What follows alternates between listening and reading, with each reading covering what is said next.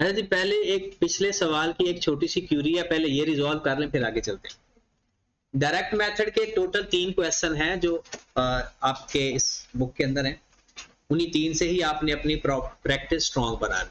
चाहे तो जो पिछला सवाल है अभी आज तो करना ही करना है, चाहे पिछला सवाल है वो दोबारा ही कर लेंगे, लेकिन ये है कि उसका तरीका सेम ही रहेगा, तरीका उसका चेंज नहीं होता। एक तो आपका ये सवाल था कि इस एडजस्टमेंट में बैडेट्स की बात कर रहे हैं ना, कि बैडेट्स में इशू है। ये देखो मैं एक और अंदाज में आपको समझा देता हूं। एक तो पिछला ऑलरेडी आपको बताया हुआ है ना। देखो आपके पास उसने कहा हुआ है कि एक आपका कस्टमर है जिसने आपको 5 मिलियन तो दे दिया, देने कितने थे 25 मिलियन। कहता है balance has to be return off. इसका मतलब है जो 20 मिलियन है वो आपने राइट ऑफ करना है, 20 मिलियन आपने राइट ऑफ करना है, और ये इसी साल करना है, ये इस साल करना है। इसका मतलब है कि ये जो पिछले साल वाले हमारे बैलेंस हैं वो तो ठीक है। अब अगर हम राइट ऑफ करते हैं तो राइट ऑफ की एंट्री होती है bad debts debit, debtors credit 20 million से। अगर ये रेक्टिफाइंग एंट्री है और हमने इसका इंपैक्ट देखना है तो ये 20 मिलियन प्रॉफिट में से माइनस हो रहा है क्योंकि डेबिट हो रहा है, और 20 मिलियन डेटर से भी माइनस हो रहा है।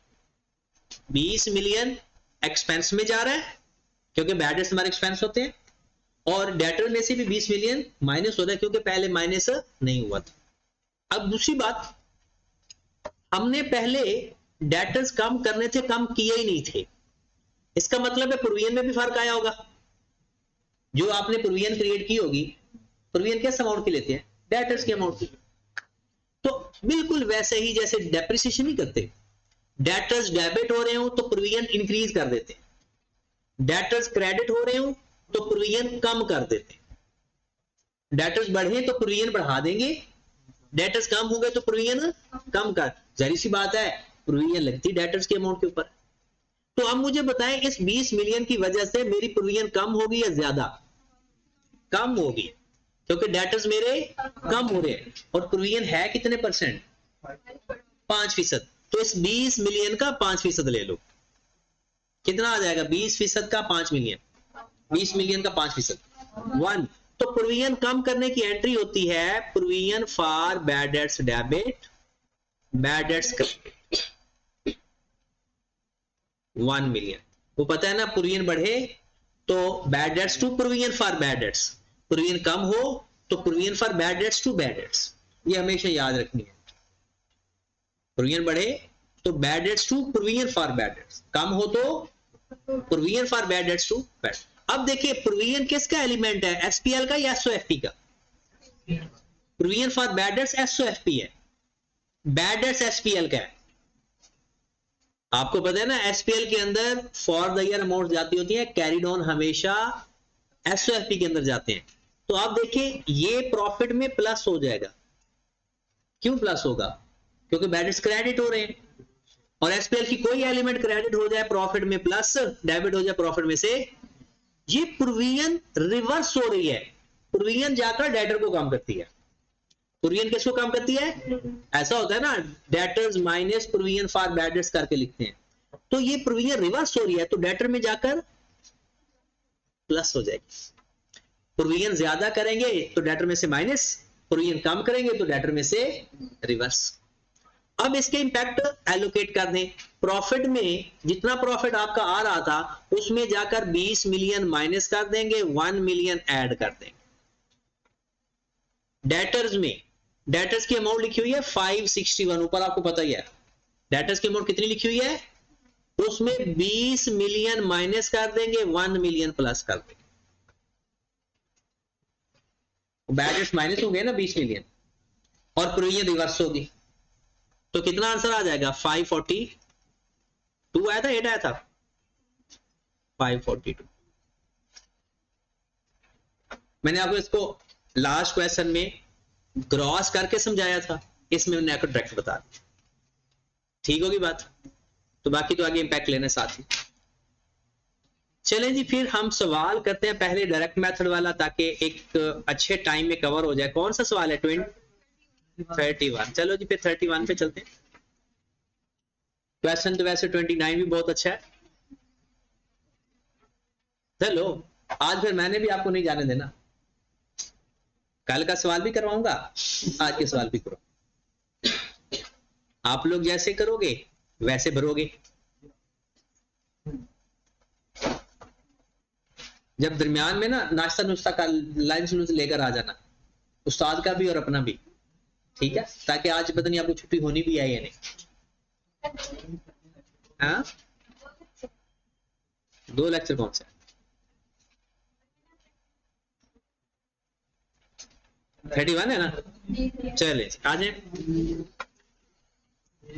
Sunday limited. सबसे पहले वो कहता है जनाब कैश फ्लो स्टेटमेंट बनाए यूजिंग द डायरेक्ट मेथड। अच्छा, एक दफा से मैं दोबारा आपको बता देता हूं कि डायरेक्ट मेथड में हम करते क्या हैं। डायरेक्ट मेथड के अंदर सबसे पहले कस्टमर का लेजर बनता है। सबसे पहले कस्टमर का लेजर बनता है। वर्किंग नंबर 1 मैं वर्किंग ही पहले करवा देता हूं। वो फॉर्मेट का तो पता है ना? 4 चीजें हैं बस। Cash receipt from customer, cash paid to supplier, cash paid for expenses, cash received from other income. तो सबसे पहले कस्टमर का लेजर बना लें।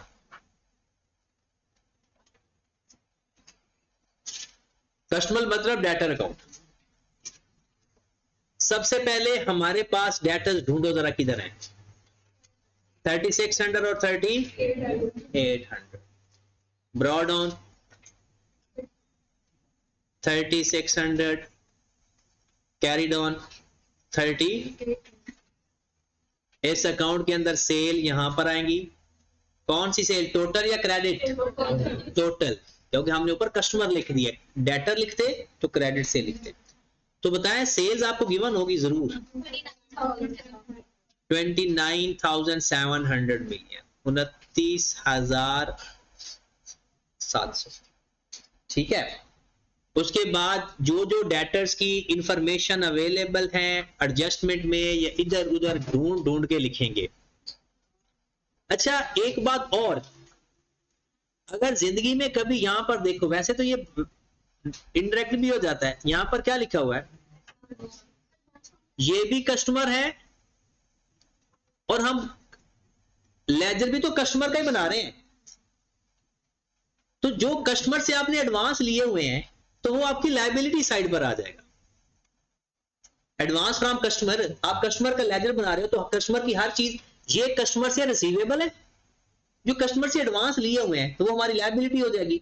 तो हम लायबिलिटी साइड पर लिख देंगे कितने एडवांस है 2018 में 40, और इधर कैरिड ऑन आ जाएगा 250, क्योंकि कस्टमर की सारी चीजें यहां पर आनी है। जितने रिसीवेबल्स हैं वो एसेट वाली साइड पे, जितने एडवांस लिए हैं एडवांस इनकम है ये। आगे चलते हैं और कस्टमर की कोई चीज यहां ढूंढते जाएं जरा। सेल हो गई, हमने लिख ली। डेप्रिसिएशन का ताल्लुक नहीं है, डिस्ट्रीब्यूशन एक्सपेंस के अंदर कोई चीज शामिल नहीं है, लोन के अंदर नहीं है, अदर इनकम के अंदर नहीं है, प्रोविजन का भी कोई अता पता, तो खत्म होगी बात। कस्टमर का लेजर बन गया। कैश आ जाएगा। कितना आ रहा है कैश फ्रॉम कस्टमर? 29,710। ये हमारे पास बैलेंस शीट। अब अगला क्या लेजर बनाएंगे? सप्लायर का। इसके अंदर बैड डेट्स भी आएंगे। एक बात याद रखनी है, यहां पर डेटर्स ग्रॉस पे बनते होते हैं, कभी नेट पे नहीं बनते। कहां पे बनते हैं? दूसरी इंपॉर्टेंट बात, कस्टमर अकाउंट के अंदर प्रोविजन फॉर बैड डेट्स नहीं आते, बैड डेट्स आते हैं। कस्टमर अकाउंट के अंदर प्रोविजन फॉर बैड डेट्स नहीं आती, सिर्फ बैड डेट्स आते हैं। बाकी जो कस्टमर की चीजें गिवन है लिख दो, जो नहीं गिवन ना लिखो। आगे चलते हैं सप्लायर के ऊपर। Working number 2, supplier account. लो मेरे भाई, सप्लायर के देखते हैं ब्रॉड ऑन कैरिड ऑन। पहले यहां पर आए जरा, हमारे पास प्री पेमेंट्स ये शेयर प्रीमियम, ये पेएबल आ गया 5390 और तो ब्रॉड ऑन बता दें 5390 और कैरी ऑन 3400। यहां पर हम लिखते हैं परचेजेज और यहां पर आ जाता होता है, मैंने आपको एक बात बताई थी, अगर परचेजेज ना गिवन हो तो कॉस्ट ऑफ सेल का लेजर बना लिया करो। तो कॉस्ट ऑफ सेल का लेजर किस तरह का बनता है, कॉस्ट ऑफ सेल, इसका स्टॉक का ब्रॉड ऑन इधर, कैरिड ऑन इधर, कॉस्ट ऑफ सेल और परचेज। परचेज गिवन हो तो बहुत अच्छी बात है, और अब ओपनिंग और क्लोजिंग स्टॉक भी ना गिवन होता तो फिर कॉस्ट ऑफ सेल ही हमारी परचेज होती। लो जी, इन्वेंट्री आपके पास ओपनिंग गिवन है 4500, क्लोजिंग गिवन है 4800 और कॉस्ट ऑफ सेल कितनी गिवन है बताओ जरा नीचे जाकर 15750 15750। अच्छा, जो मैंने एडवांस फ्रॉम कस्टमर ऊपर लिखा है, अगर मैं ना लिखता तब भी मेरा कैश फ्लो हो जाना था।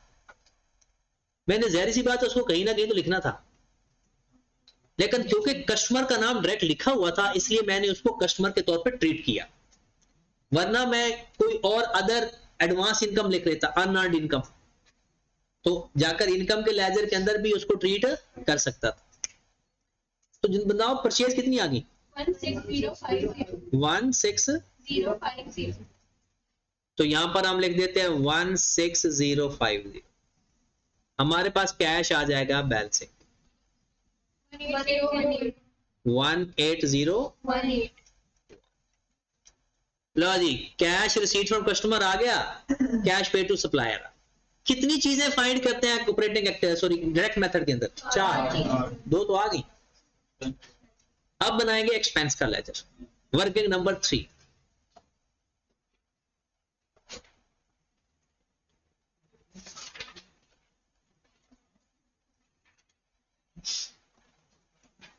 हाँ जी मेरे भाई, पहले तो आप इसके ना ब्रॉड ऑन और मुझे कैरिड ऑन लिखवाएं जल्दी से। यहां पर कोई है, ये देखें प्रीपेमेंट, पहले प्रीपेमेंट का लिखवा दें। प्रीपेमेंट का ब्रॉड किस साइड पर आएगा, कितनी अमाउंट है, ब्रॉड ऑन कितना है 268 और कैरिड ऑन कितना है 184। ठीक है, अब मैंने आपको कहा था इसके लायबिलिटी वाली साइड भी है तो बता दें। एक्रूड लायबिलिटी, इंटरेस्ट पेएबल अलग है, बाकी चीजें अलग हैं, लेकिन ये बात याद रखें अगर इंटरेस्ट पेएबल वगैरह होगा तो उसको अलग कर देते हैं क्योंकि उसके अकाउंट्स अलग बनते हैं। एक्रूड लायबिलिटी कितनी है, ब्रॉड ऑन 180 और कैरिड ऑन। अब हमने लिखना है एसपीएल के अंदर, पहले सारे एक्सपेंसेस एसपीएल के लिख लो। ये आपका एसपीएल है, डिस्ट्रीब्यूशन एक्सपेंस भी लिख लो, एडमिन एक्सपेंस भी लिख लो। लो फिर वही बात, नहीं उसमें कोई मसला नहीं, क्योंकि जो ये डेप्रिसिएशन है ना वो डिस्ट्रीब्यूशन और एडमिन में है तो इसको अलग करने की जरूरत नहीं है। बताया जरा डिस्ट्रीब्यूशन एक्सपेंस कितने हैं एसपीएल में, कितना 6185 और एडमिन कितने हैं 23, और कोई एक्सपेंस 2302 और कोई एडमिन एसपीएल के अंदर एक्सपेंस पढ़ाओ। सारे एक्सपेंसेस पहले यहां लिख लें। अब यहां पर ही आपको मसला आया होगा, सुन ले इसके बारे में बात। पहली बात कि एडमिन एक्सपेंसेस लिखते वक्त सारे नॉन कैश एक्सपेंसेस निकाल के लिखें। अगर आपने सारे लिख दिए हैं तो नॉन कैश अपोजिट साइड पर एक दफा लिख लें, क्योंकि नॉन कैश होते कौन से हैं, वो सारे नॉन कैश होंगे जो आप इनडायरेक्ट मेथड की एडजस्टमेंट में लिखते हो। उससे रिलेटेड कोई एक्सपेंस आपको यहां नजर आए ना तो यहां से निकाल दो। तो कौन कौन से वो एक्सपेंस हैं, निकालने का तरीका भी सुन लें। या ये जो अमाउंट है इनमें से माइनस कर दें या अपोजिट साइड पे लेकर, बात एक ही है। तो वो कौन कौन से एक्सपेंसेस हैं जो सेलिंग एंड डिस्ट्रीब्यूशन, यहां पर नीचे देखते हैं, वो सारी इंफॉर्मेशन आपको बताई होगी। डेप्रिसिएशन उसने 3:1 रेशियो से बताई है, हमने सारे एक्सपेंस इकट्ठे लिखे हैं, तो उस पूरी अमाउंट लिख लो। डेप्रिसिएशन 750। फिर डिस्ट्रीब्यूशन के अंदर इंक्लूड है 40 million in respect to loss on disposal of equipment, loss on disposal.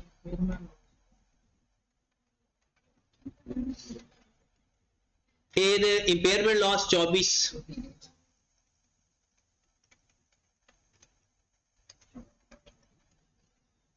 फिर लोन ऑन इंस्टॉलमेंट, ये फाइनेंस कॉस्ट अलग से गिवन है, ये देखें, ये डिस्ट्रीब्यूशन और एडमिन के अंदर शामिल। अदर इनकम, वो इनकम के लेजर में जाएगी, खत्म होगी बात। तो आप क्लोज करेंगे, आपके पास कैश आ जाएगा। ये कैश पेड फॉर एक्सपेंसेस कितना? 7,455।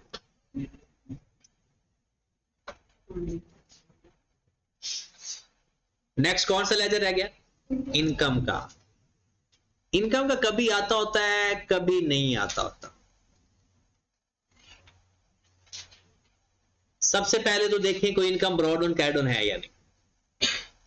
कोई इनकम ब्रॉड ऑन या carried on, advance from customer, accrued liability, कुछ भी नहीं है।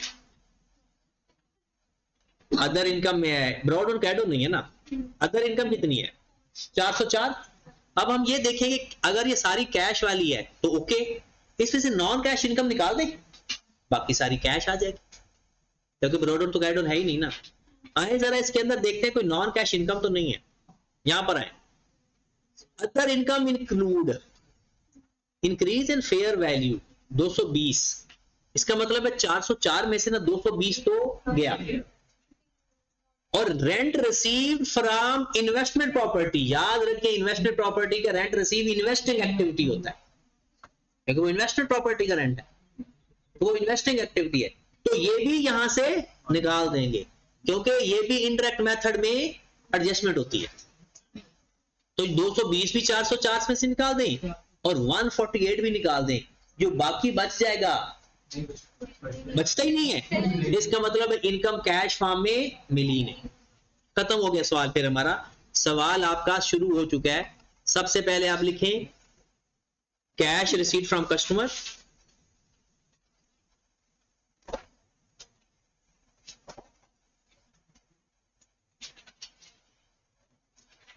वर्किंग नंबर 1 कितना?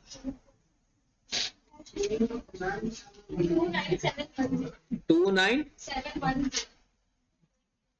Cash paid to supplier,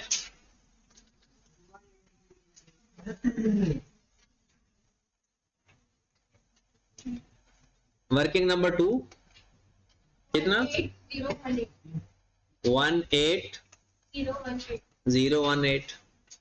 cash paid for expenses,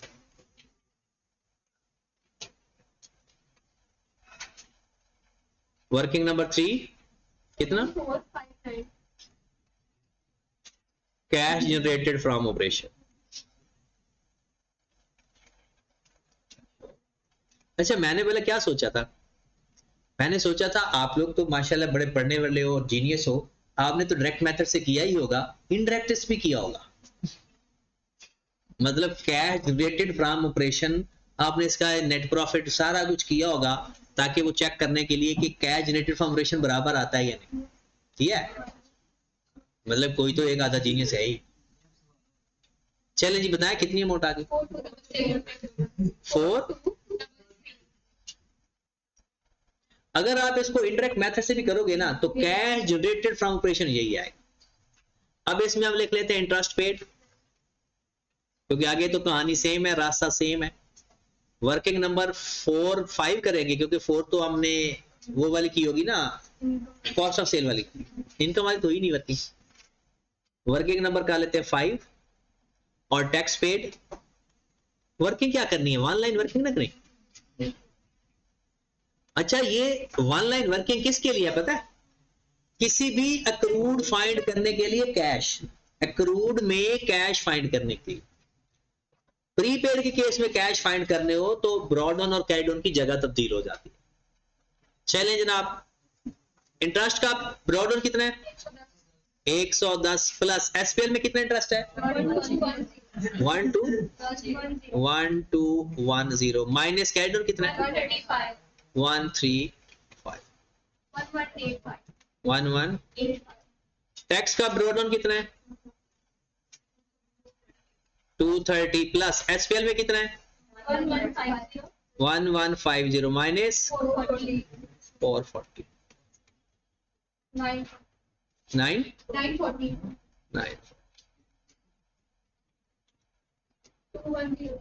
net cash flow from operating activity कितना 210। ये हमारी ऑपरेट, बाकी तो कहानी इनडायरेक्ट मेथड वाली होती है। तो चलें, आप लोगों का इनडायरेक्ट मेथड भी रिवाइज हो जाएगा। जल्दी से पीपीई का लेजर बनाकर चेक करें कि पीपीई के कोई एडिशन या डिस्पोजल तो नहीं।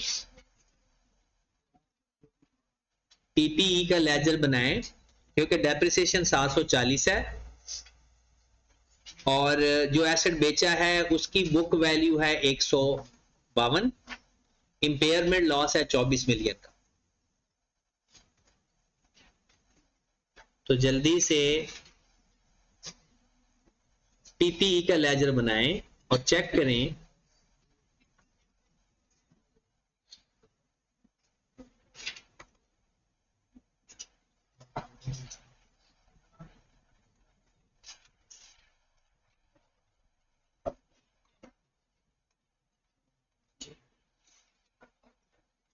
ब्रॉडन कितना है पीपी का 7240 और कैरी डाउन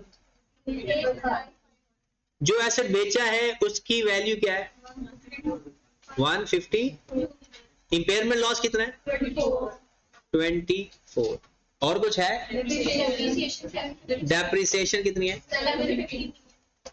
खत्म होगी बात, क्योंकि इन्वेस्टमेंट प्रॉपर्टी तो फेयर वैल्यू मॉडल पे है, उसकी तो डिडक्शन आएगी नहीं। चलो जी, कैश कितना आ गया फिर 22241 अब इन्वेस्टमेंट प्रॉपर्टी का भी लेजर बना लो, कहीं ये कोई खरीदी ना बेची हो। इन्वेस्टमेंट प्रॉपर्टी का लेजर, इन्वेस्टमेंट प्रॉपर्टी का ब्रॉडन कितना है 1120, carried on fair value gain 220, carried on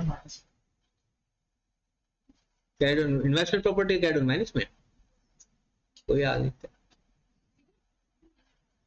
broad on carried on और फेयर वैल्यू गेन। और कोई इन्वेस्टमेंट प्रॉपर्टी की इंफॉर्मेशन बताई हुई है, क्लोज करें तो देखेंगे कितनी इन्वेस्टमेंट प्रॉपर्टी खरीदी।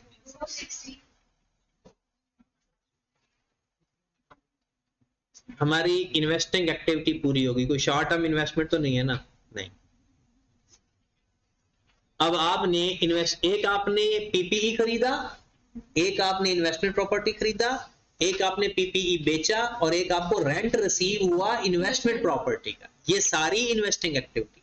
मैं तो कहता हूं आप अपने ना ओरिजिनल फॉर्मेट के अंदर एडजस्टमेंट के अंदर rent of investment property minus कर दें और इन्वेस्टिंग एक्टिविटी के अंदर जाकर rent received from investment property add कर दें।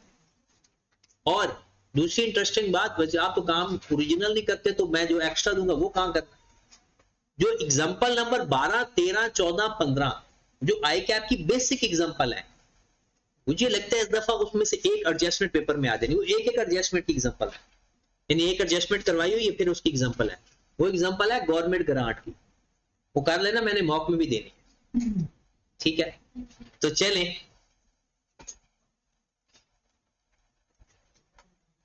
अब हमारे पास इन्वेस्टिंग एक्टिविटी के अंदर परचेज ऑफ पीपीई कितना आ रहा है, परचेज ऑफ पीपीई वर्किंग का रेफरेंस लाजमी देना है, और पता नहीं वर्किंग की भूल गया। चलो कितनी अमाउंट है 2241 आउटफ्लो। फिर परचेज ऑफ इन्वेस्टमेंट प्रॉपर्टी इसकी भी वर्किंग है 460। फिर cash from disposal of PP, cash from disposal of PP कितने से 112, वो जो एसेट बेचा है, और rent received of investment property.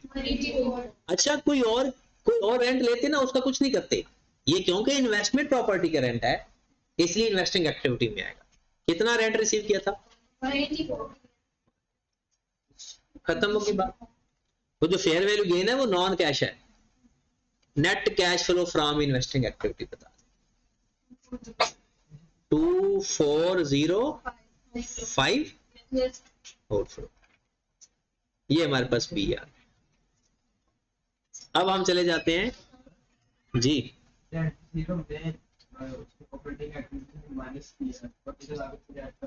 उधर इसलिए माइनस किया क्योंकि एसपीएल का एलिमेंट वो एसपीएल के अंदर होता है ना, तो एसपीएल के अंदर उसे नहीं होना चाहिए था, बल्कि किस में आना चाहिए था, इन्वेस्टमेंट प्रॉपर्टी। रेंट रिसीव किया, कैश फ्लो है हमारा, लेकिन इनकम स्टेटमेंट में वो किसके अंदर लिखा होता है, इन्वेस्ट एसपीएल के अंदर, तो वो एसपीएल एक्टिविटी नहीं है, वो एक्टिविटी किसकी है, इन्वेस्टमेंट प्रॉपर्टी की, तो किस एक्टिविटी में आना चाहिए, इसलिए वहां से निकाल के इन्वेस्ट, क्योंकि ये प्रेजेंटेशन का स्टैंडर्ड है। और आपको पता है आपके पेपर में एक सवाल ये आ सकता है कि इनकम स्टेटमेंट और कैश फ्लो के बारे में बताएं, तो हमने ये लिखना है कि उसकी एक्टिविटीज और है, उसकी एक्टिविटीज और है। इनकम स्टेटमेंट में हर एलिमेंट इनकम और एक्सपेंस आता है जो अकर हुआ है, और कैश फ्लो में हर वो एलिमेंट आता है जो एक्चुअल में कैश रिसीव या उसके अंदर कौन कौन से होते हैं, एक कॉस्ट ऑफ सेल का कॉलम होता है, एक अदर एक्सपेंस का होता है, यहाँ पर ऑपरेटिंग एक्टिविटी होता है, फाइनेंसिंग एक्टिविटी होता है, इस तरह से चीजें होती है। तो वो ये चीज आपसे पूछ सकता है कि एसपीएल और एसओएफपी और इसका कंपैरिजन करके बताएं। ये वैसे मैंने कुछ पॉइंट्स बताने भी हैं आपको। फाइनेंसिंग एक्टिविटी पे आ जाए,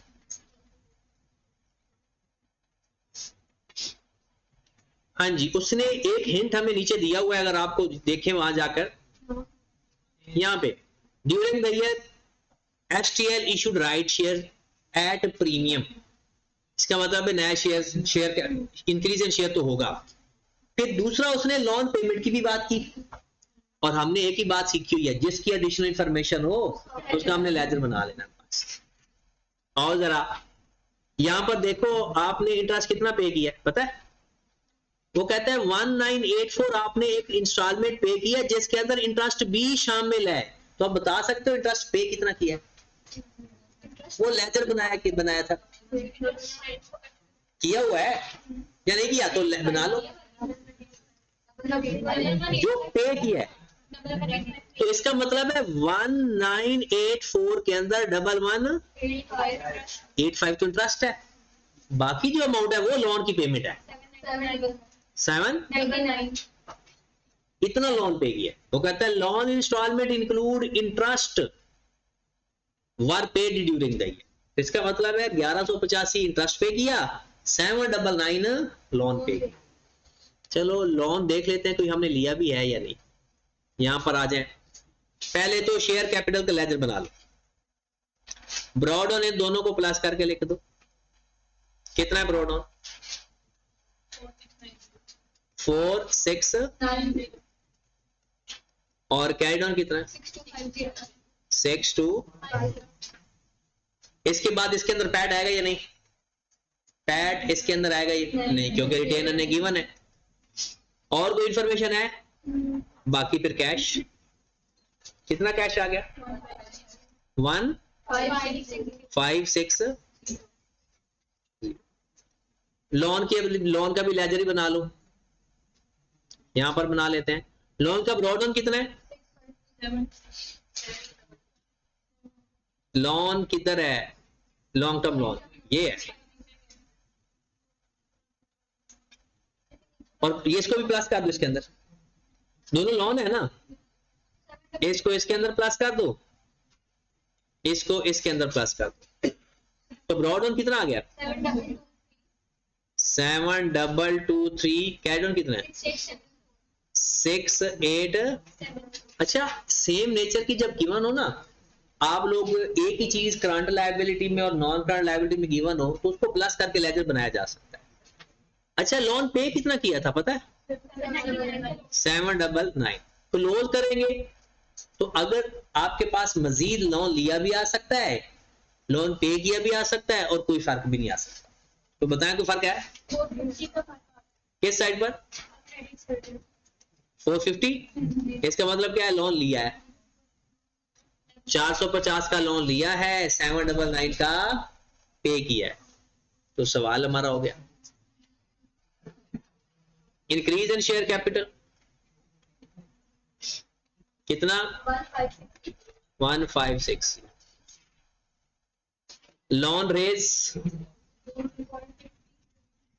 450। Loan paid 79। ठीक होगी बात? क्या कोई डिविडेंड है? डिविडेंड अगर बताया हो तो ठीक है, वरना क्या करते हैं? रिटेन अर्निंग का लेजर। इसमें तो रिटेन अर्निंग भी इंटरेस्टिंग है थोड़ा सा। ब्रॉड डाउन नेगेटिव है, अगर नेगेटिव है तो अपोजिट साइड पर आ जाए। कैरी डाउन पॉजिटिव है तो वो अपनी असल साइड पर आएगा। अगर कैरी डाउन भी नेगेटिव होता, मतलब कोई चीज ऐसी जो आपके पास अवेलेबल है, जिस साइड पर उसकी असल पोजीशन होती है वैसे उधर ही आता है, लेकिन अगर वो ही चीज नेगेटिव आ जाए तो उल्टी साइड पे चला जाएगा। अगर आपने लेजर अप्रोच से करना है तो आपका रिटेन अर्निंग का ब्रॉड डाउन कितना है? 655 नेगेटिव है। वैसे इसको लगते हैं हम क्रेडिट साइड पर क्योंकि ये नेगेटिव है, और कैरी डाउन इसका यहां पे लिखते हैं और वो पॉजिटिव है तो इधर ही आएगा। अक्सर लोग परेशान हो जाते हैं कि ये क्या हो गया, मियां बीवी एक ही चारपाई पे बैठे हैं, 165। देहातों में ना ये बात बहुत बुरी समझी जाती है कि मियां बीवी एक ही चारपाई पे बैठे हो तो वो कहते हैं जी इन्हें शर्म आनी चाहिए, हालांकि वो एक मुकद्दस रिश्ते में होते हैं फिर भी। तो वो एक बहुत ही गलत समझा जाता है। इवन के घर वालों के सामने अगर बीवी की कोई बात ही मान ले तो वो कहता है जी रन मुरीद है। तो ये आम सी बात समझी जाती है। तो ये ऐसा होता ही नहीं है। अब तो शायद थोड़े से लोग सोशल मीडिया देख देख कर मॉडर्न होते जा रहे हैं और जलील भी हो रहे हैं उस वजह से। अदरवाइज देहातों में ये समझा जाता था कि भाई बहुत ही एक शर्मिंदगी वाली बात हो जाती थी कि अगर कोई मियां बीवी एक दूसरे से हंसी मजाक करते थे। तो बिल्कुल ही ऐसा है कि जैसे वो इम्पॉसिबल होता है तो ये चीज भी ऐसी लगती है कि ये क्या हो गया, ब्रॉड ऑन भी उसी साइड पर आ गया, कैरी डाउन भी उसी साइड पर आ गया। लेकिन अगर नेगेटिव आ जाएंगे तो जो चीज अगर ये भी नेगेटिव होता है ना तो इसकी पोजीशन भी चेंज हो जाती है। पैट कितना है? 350।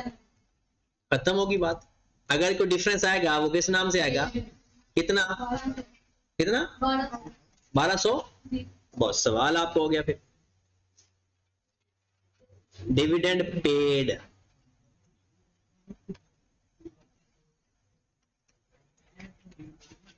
खत्म होगी बात। कितना?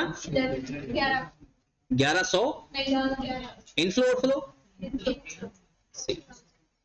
चलो जी, ए प्लस बी प्लस सी तीनों को प्लस किया, नेट क्या आ रहा है? नेट इंक्रीज या डिक्रीज? लिखना है net increase in cash and कितना? 286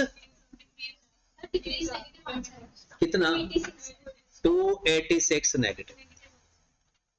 अब ऐसा करो कि इसके अंदर ओपनिंग ऐड करो, ढूंढो जरा, ये है 480 ऐड करो इसके अंदर, 194। तो आपके पास क्लोजिंग कितना आ गया? लो जी ये 190। ठीक है, तो ये तो डायरेक्ट मेथड आपको समझ लग गया। वो पिछले सवाल के अंदर ही ना हमने एक एडजस्टमेंट पहले इग्नोर कर बैठे थे जिसकी वजह से वो चलता चलाया काम ना खराब हो गया था, क्योंकि आपको उस वक्त एक नींद बड़ी शिद्दत टाइप की आ रही होती है, तो थोड़ा सा आपको परेशान कर दिया जाए तो आपकी आंख खुल जाती है। चले फिर जो पिछला सवाल है वो अच्छा सवाल है, वो भी हम कर देंगे। 3 सवाल थे ना, कोई आसान भी था? पता ही नहीं है आपको आसान का।